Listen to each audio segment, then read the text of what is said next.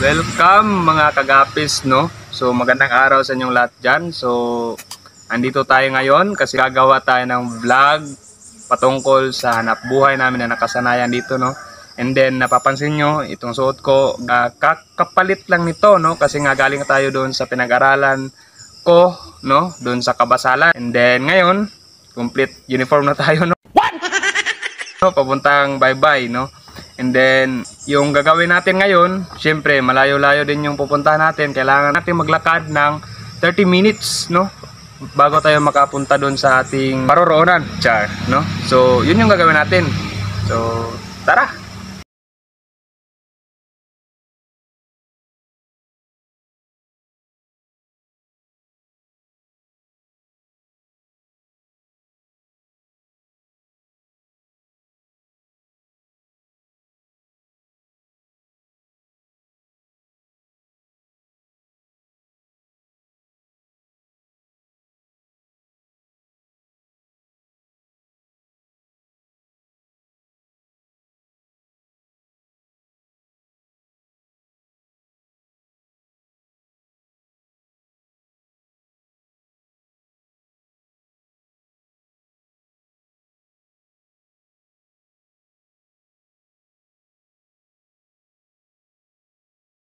Ito mga kagapis, no, kasi nga meron pa nilabhan dito si Papa na kanyang sinampay, no, na atin muna tatanggalin at ating dadalhin doon sa bahay namin sa bye-bye. Tara!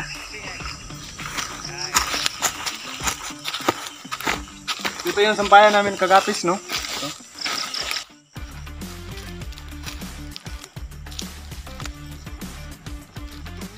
Ito yung ginagamit namin, no, pag huli kami ng isda, no? Kasi nga kailangan yung damit na susuotin namin is yung pangdagat talaga kasi nga acid yung dagat. Yan. Ito yung kaisa-isa namin sandalan pag pumupunta kami sa balon. Hindi totoo yan. Tara, let's go.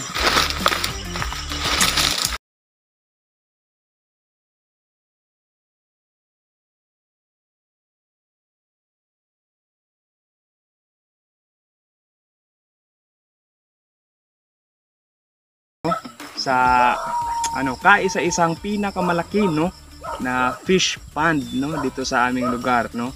And then so ipapakita ko sa inyo, no, yung lawak ng fish pond, no. So yan. And then meron silang bahay mga kagapis, no, doon, no. Yan. Yan yung bahay nila. Yan. Tara, patuloy tayo sa paglalakad. Huwag kayo mag-alala mga kagapis, medyo malapit-lapit na lang tayo, no? So, konting tiis na lang.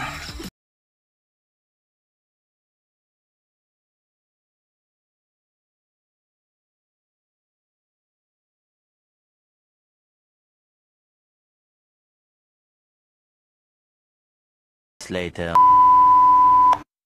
So, ayan mga kagapis, no? So, narating na natin yung dulo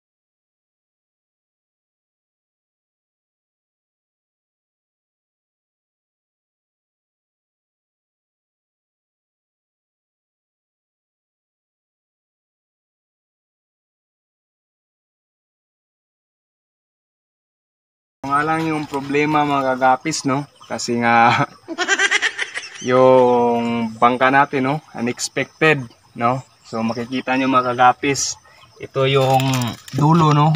Ng kumbaga floor ng ating side ng ating bangka, no? Hindi totoo yan. Walang tubig mga kagapis, no? So yung tubig andito pa lang. So sad to say, no, na hindi tayo makakalaot ngayong araw na to.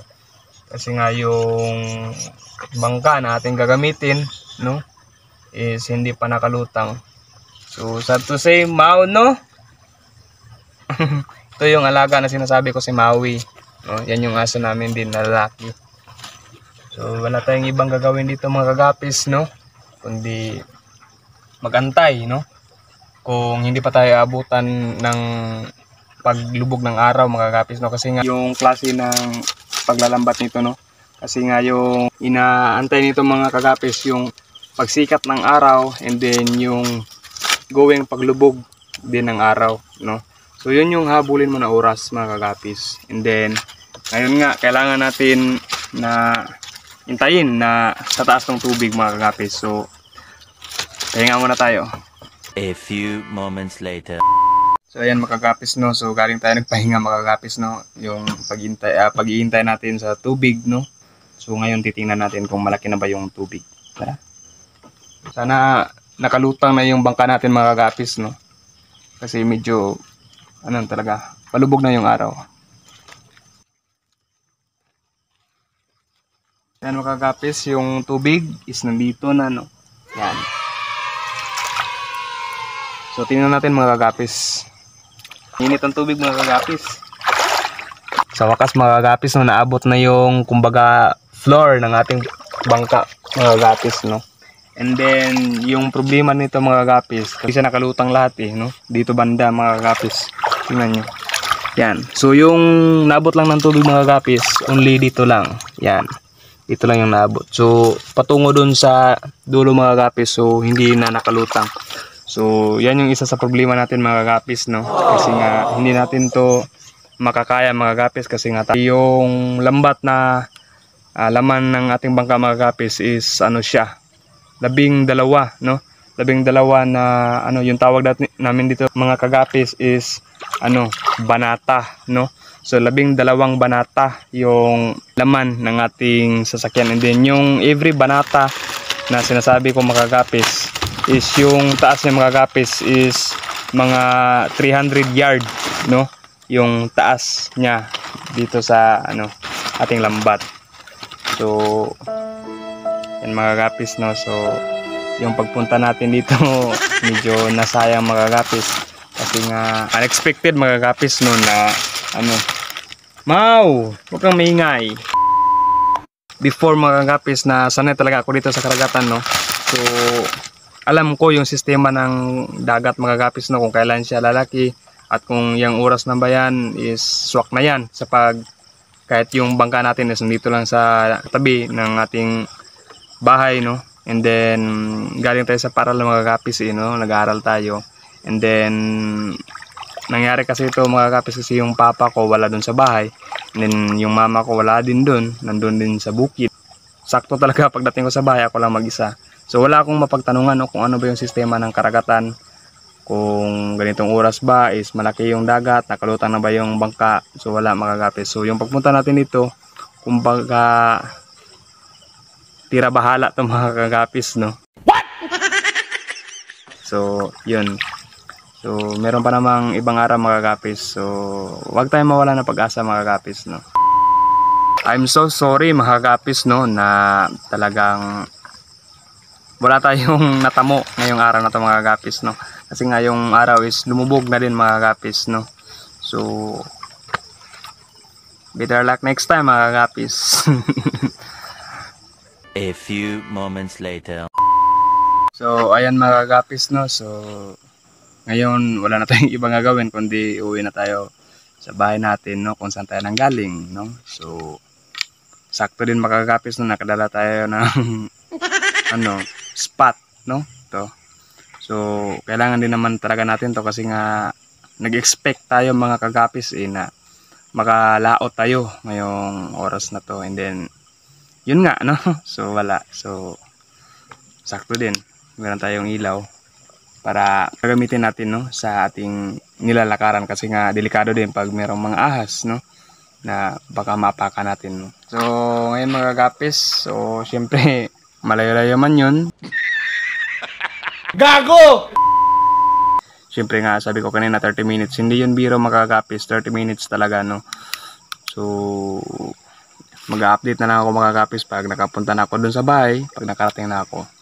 One eternity later. So ayan mga kagapis, no. So nakarating na tayo dito sa ating area kung saan tayo namamalagi, no, or saan tayo nakatira, no, dito sa aming barangay, no, dito sa Gulayon, no, Municipality of Alicia, no, dito tayo sa Mindanao, taga Mindanao tayo eh.